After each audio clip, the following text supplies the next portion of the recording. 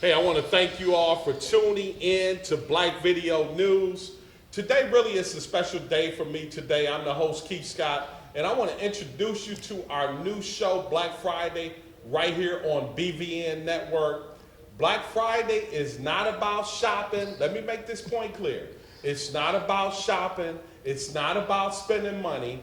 It's all about us bringing you our latest broadcast for hot topics and subject matters. We're going to be covering news, we're going to be covering communities, we're going to be covering entertainment, we're going to be covering sports, we're going to be covering culinary, we're going to be covering a lot of different issues that deal with African American communities throughout the country, and also focusing on the Alamo City first and throughout our local, regional, and national content. We're going to be bringing it right here on Black Friday. And I'm so honored today to have my first guest right here on Black Friday on BVN. I've got the president of the National Council of Negro Women, Miss Tracy Shelton. How are you doing today? I'm well, Mr. Scott. Thank you so very much for having me. I'm pretty excited for this to be your first show. Well, I'm so excited that you're here on BVN for Black Friday. And like I said, it's not about shopping. Absolutely. It's not about spending money.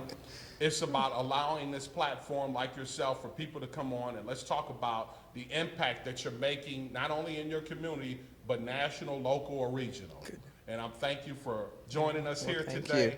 Tell us a little bit about what's going on with the National Council of Negro Women. Well, first of all, again, thank you so very much for having me. We're excited. It's not oftentimes that we're able to have a platform like this to talk about what we do in the community. Right. The National Council of Negro Women was started in 1958.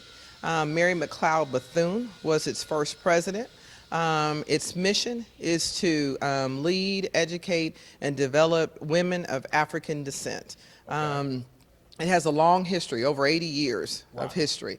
In the city of San Antonio, we are the section named after the Honorable Ruth Jones McClendon. Wow. We're called the San Antonio Ruth Jones McClendon section. Wow. NCNW has over 200 sections in the United States and outside the United States, with over 250,000 women. Wow. Each section has its own name, and ours was chosen after, again, a wonderful politician, very knowledgeable woman, well known in this state, Ruth Jones McClendon.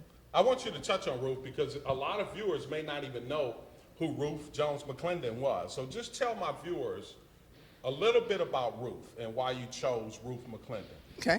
Well, National Council of Negro Women is an organization of women. Right. Ruth Jones McClendon being a previous city councilman in the city of San Antonio, and she was the state representative of District 120.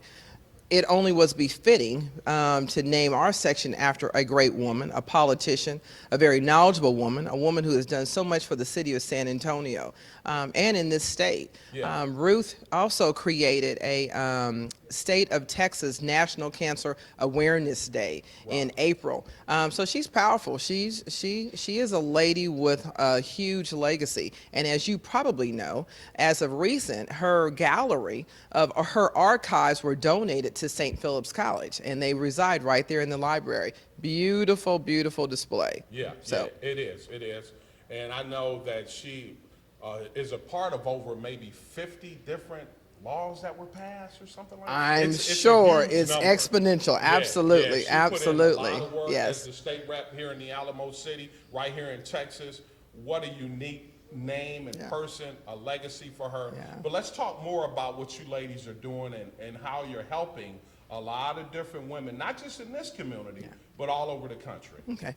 The organization worldwide helps its community in so many different facets, in the area of health, in the area of education, also in the area of leadership. In San Antonio specifically, our organization has participated in many activities with the San Antonio Food Bank, where we have packed over 10 tons of food to serve multiple families in the city of San Antonio. We have a science, technology, engineering, math program where we engage youth in different science activities. It's been very meaningful.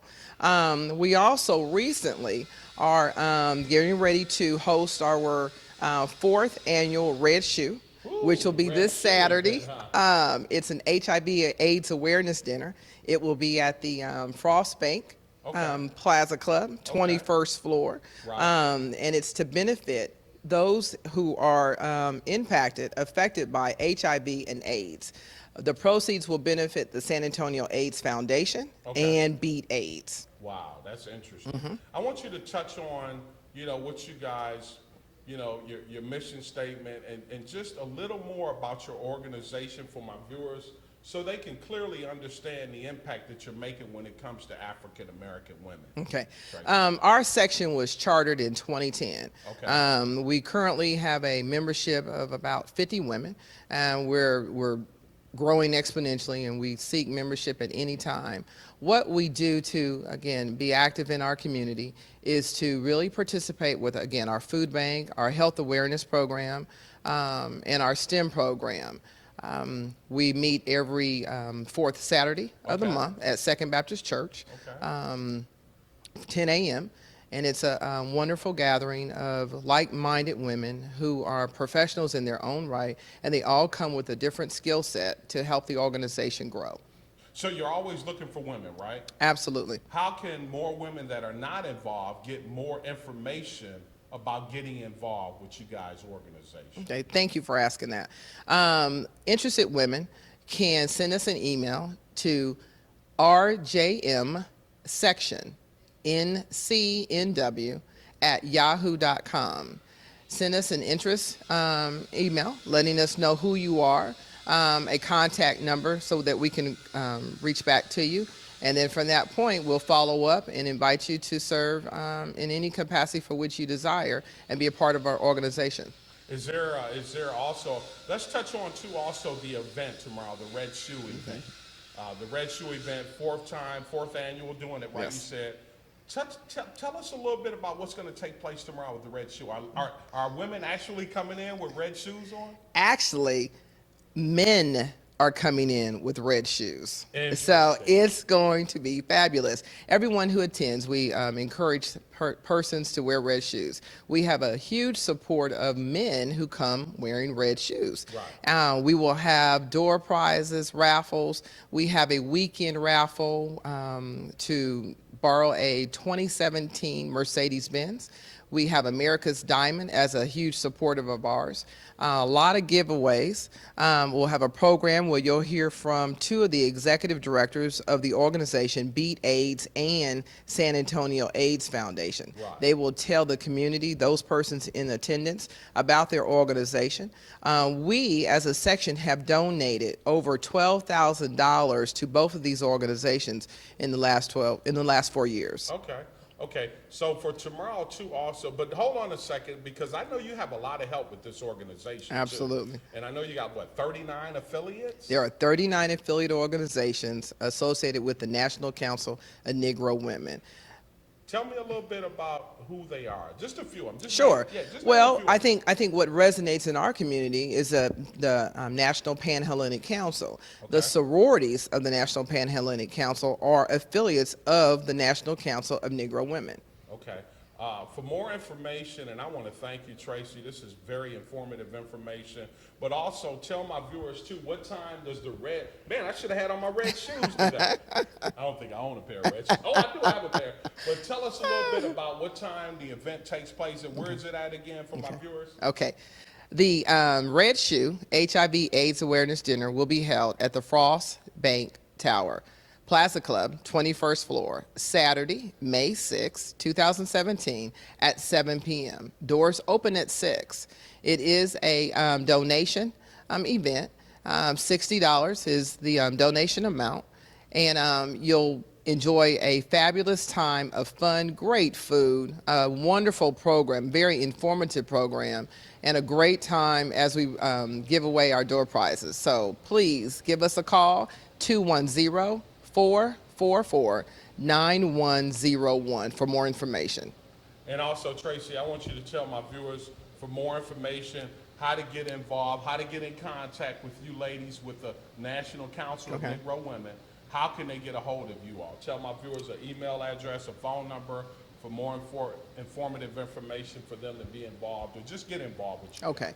To contact members of the National Council of Negro Women, there's two ways. One, 210-444-9101, or by email, rjmsectionncnw@yahoo.com.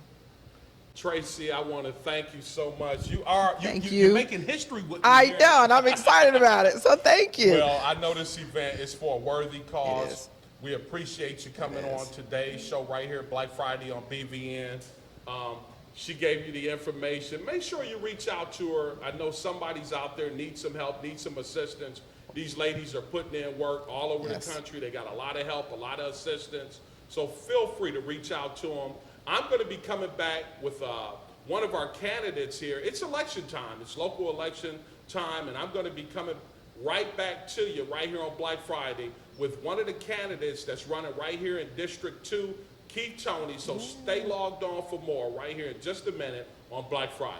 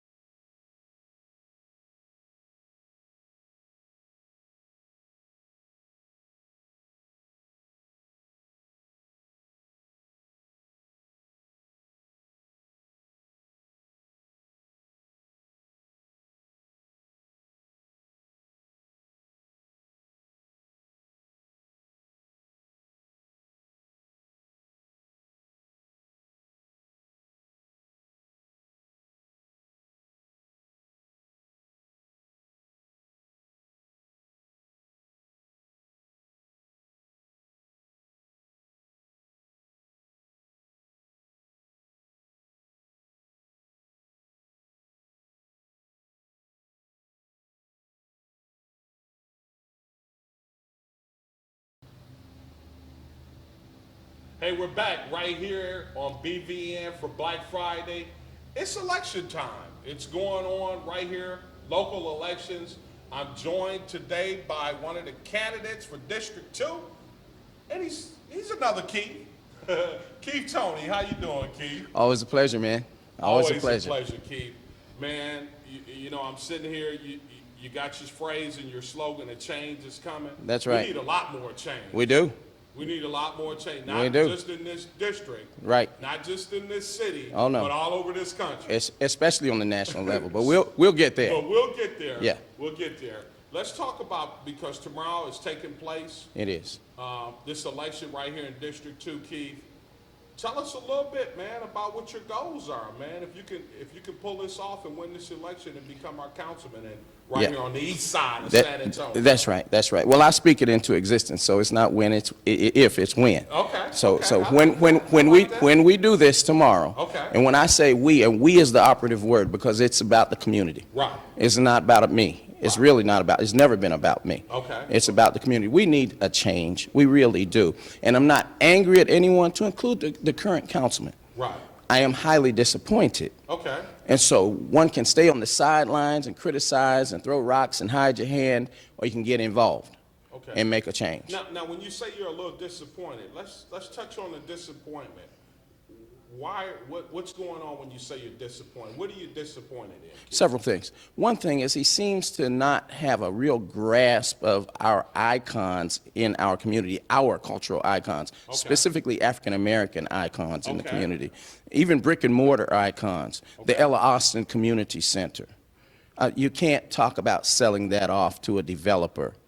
That just doesn't make sense. Right. You know, you dance with the one that brought you. That's one of the icons that brought us over. Okay.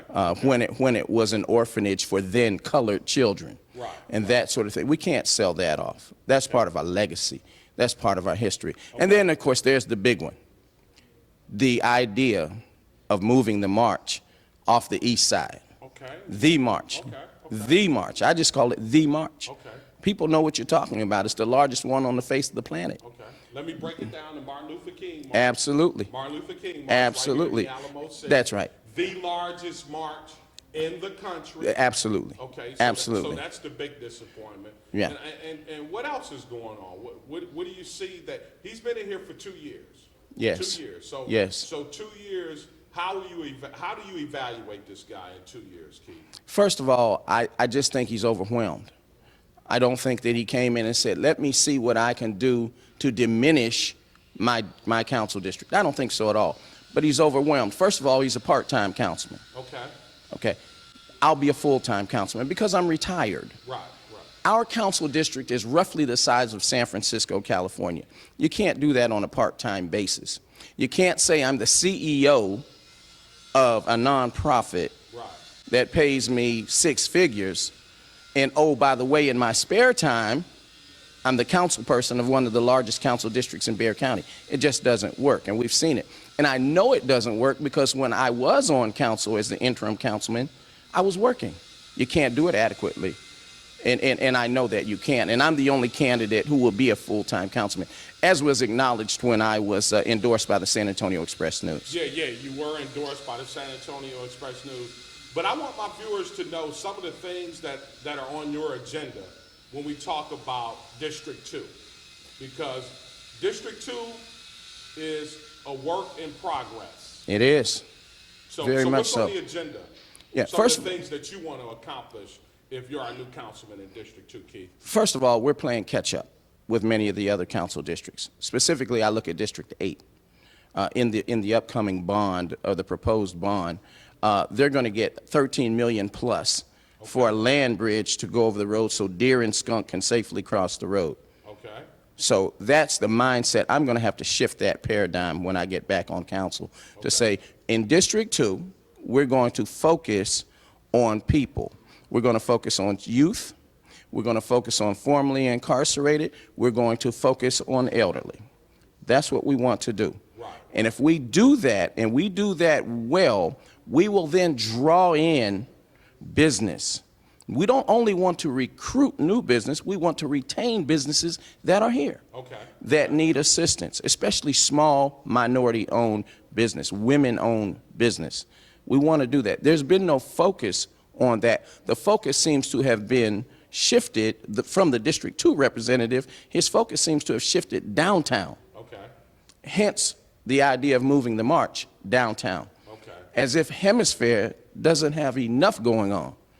We want to move this down there.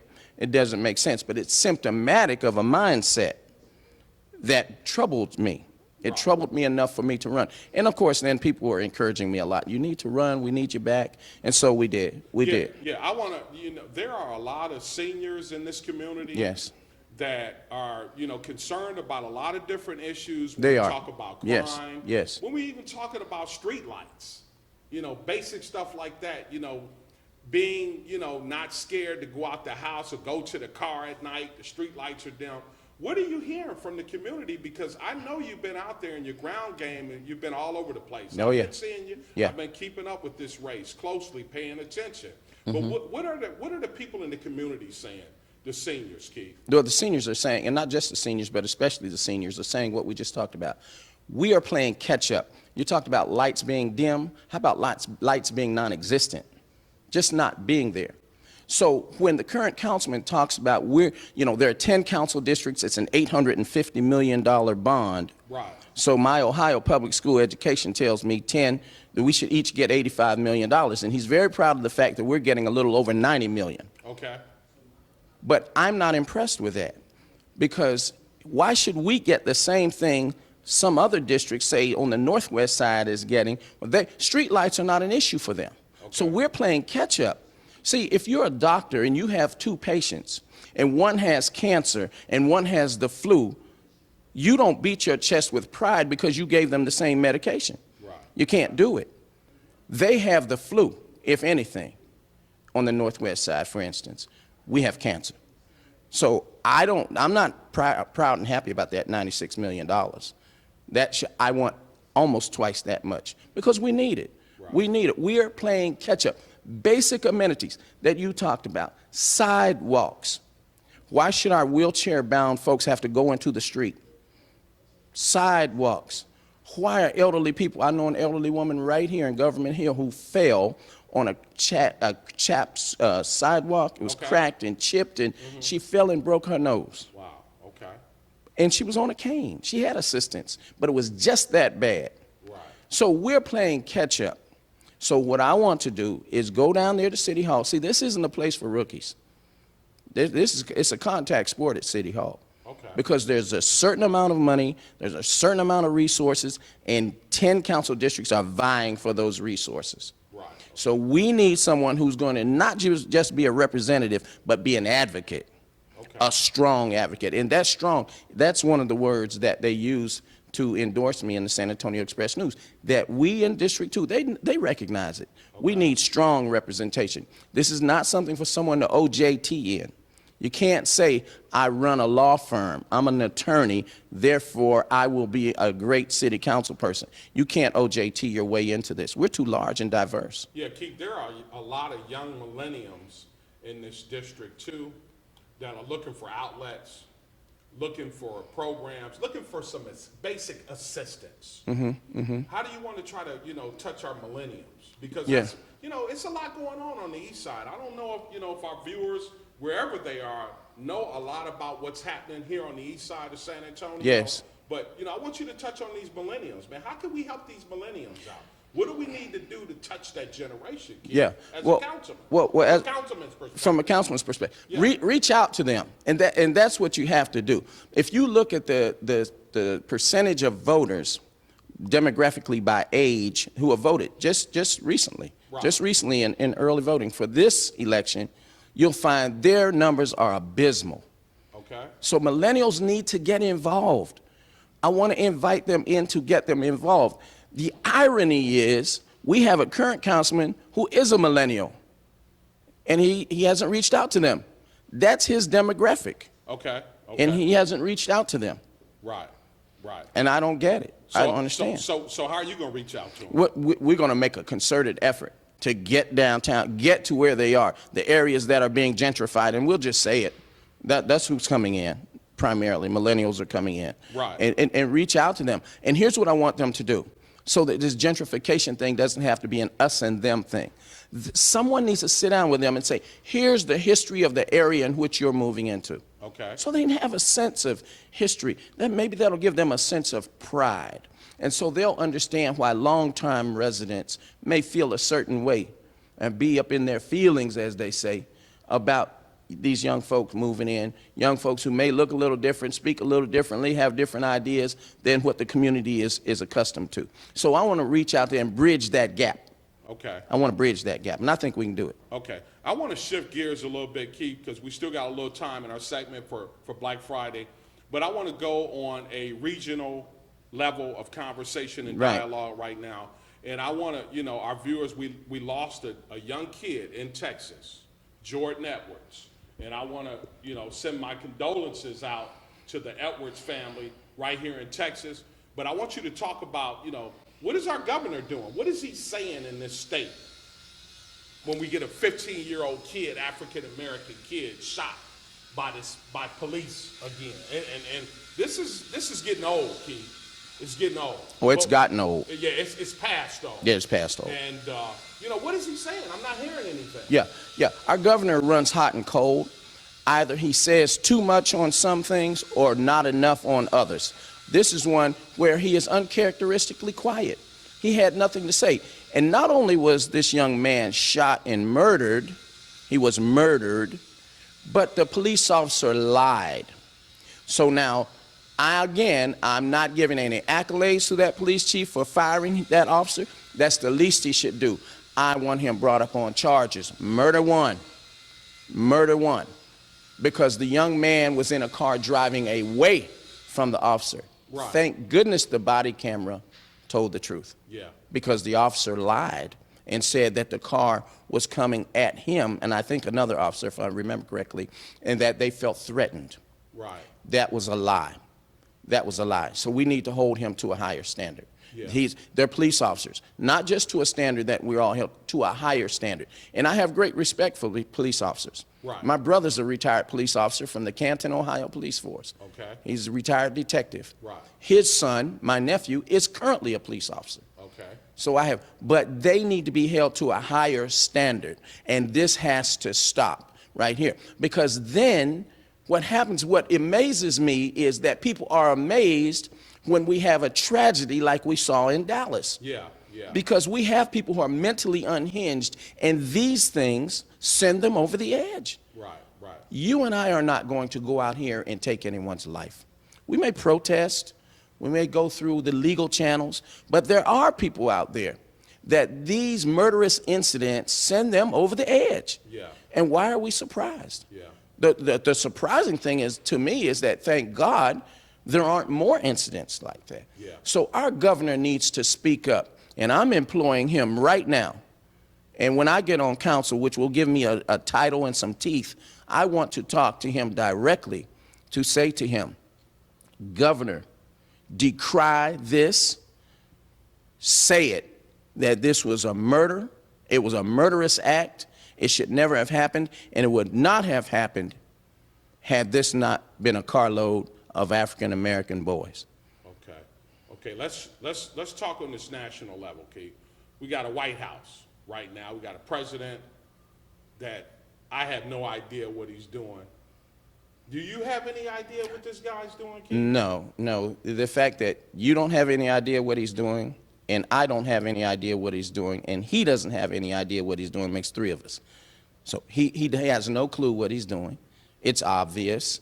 He just doesn't. He's playing a lot of golf. Yeah. Which I don't know if I don't want to even complain about it. I think the time he spends out of the White House is better for all of us. But I don't know how. I don't know how he got there. I don't know what keeps him there. You know, my grandfather used to talk about post turtles. If you walk by a fence post and see a turtle on it, you wonder, how'd he get up there that high? Right. And what keeps him there? Yeah.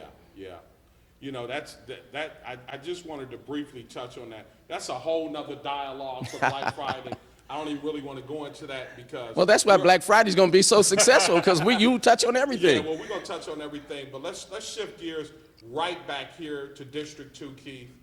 A lot of different concerns. I want you to touch on briefly, too. We got a few more minutes to talk about some of the things that you want to bring to District 2 right here on the east side of San Antonio. And let my viewers know. They need to know what Keith Tony's all about if you're our next councilman. When I'm your next councilman, I will bring in, first of all, this is something I didn't invent, but you'll be familiar with it. We want to bring pride back to the east side. Okay. Now, of course, I know you have to take the macro view, the entire district, District 2, and we're large and diverse.